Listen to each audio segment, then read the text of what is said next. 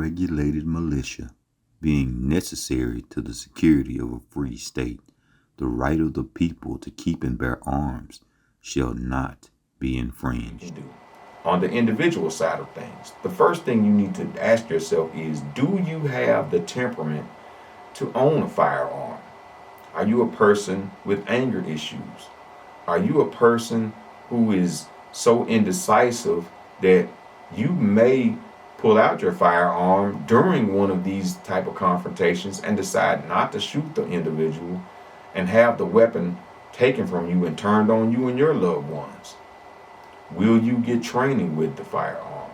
Will you get any competent instruction with the firearm? How will you carry the firearm? Where will you store the firearm? Will you learn the rules of safe firearms handling? How will you keep the firearms out of unauthorized hands, especially children? The headlines of this country have been littered over the years with incidents of young children finding firearms in the home and or car and having a tragic event happening where they unalive themselves or a sibling or some other member of the family. Absolutely tragic. But had you had instructions on how to store the firearm properly, this wouldn't have happened. What is your cleaning and maintenance schedule on the firearm? Do you know how to field strip it and break it down and put it back together? These are just a few of the things that a person, an individual, should ask themselves with regards to owning and carrying a firearm. The thing is, carrying a firearm is a huge responsibility. Do you go to places where you think you might need a firearm?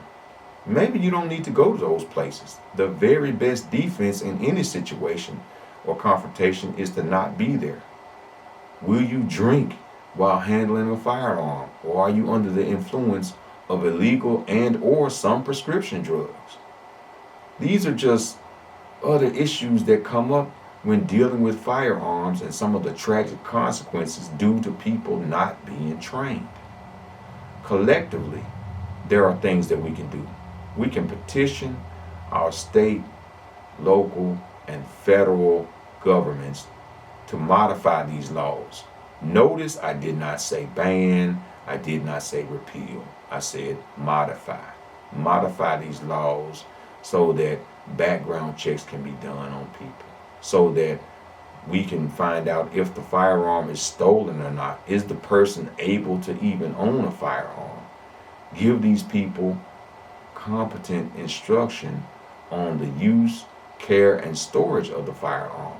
Another thing that we can do as citizen militia is hold our politicians, our judges, and prosecutors accountable when they allow these tyrants, and yes, I did say tyrants, back into our communities time and time again to victimize law-abiding citizens. See, the problem is the real tyrants walk among us. The real tyrants are looking for their next victim or victims. And these are the people that we have to be on guard against. Are there instances of people with no training who have used a firearm to successfully defend themselves and their families and loved ones? Yes, there are instances of that. But that is the exception and not the norm when you compare the sheer volume of firearm violence that occurs in this country. Typically, a perpetrator will get the firearm and they'll go to wherever they're going to go to, and they're going to assault and or unalive whoever they're going to unalive with their firearm or firearms. And typically they're either gone before the police come or law enforcement. They get arrested, and in some cases they unalive themselves before they get arrested. But the damage has already been done. The victims have already been made. They've already been victimized. It's too late. And so we as citizens must demand preventative measures to try to keep some of these situations from happening. I am not saying that all violent crimes with firearms will be eliminated by requiring training. But what I am saying is that some of the people who shouldn't be carrying firearms, they will be screened out of the process. And some of the tragedies that have happened with these firearms will be prevented in the future if we require the training, if we require the competent instruction. Another thing collectively that we can do is we can vote down laws like this that require zero training, that require zero background checks. We can vote these laws down and let these politicians know, hey, listen, we don't just want guns just to be thrown into an already volatile society. These and other things that we can do collectively and as individuals to try to make our country just a little bit safer.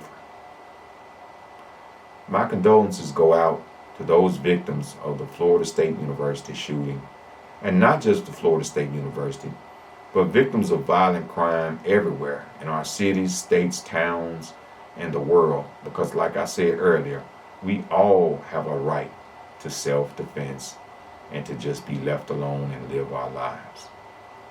Thank you for watching my channel. Stop effing killing. And remember, there is no you, there is no me in this fight. There is only we. And by all means, we must find ways to stop the effing killing. Be safe.